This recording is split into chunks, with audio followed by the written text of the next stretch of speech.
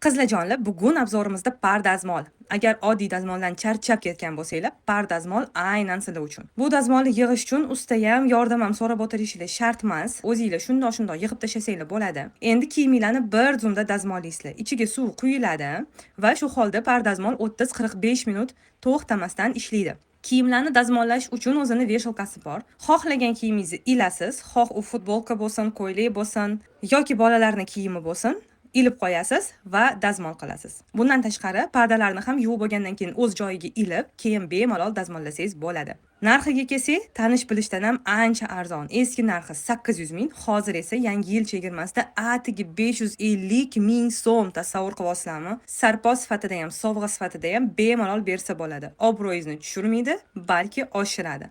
Butun O'zbekiston bo'ylab yetkazib berish xizmati bor. Bu uchun pastda qoldirilgan raqamga qo'ng'iroq qiling va barcha ma'lumotlarni bilib oling.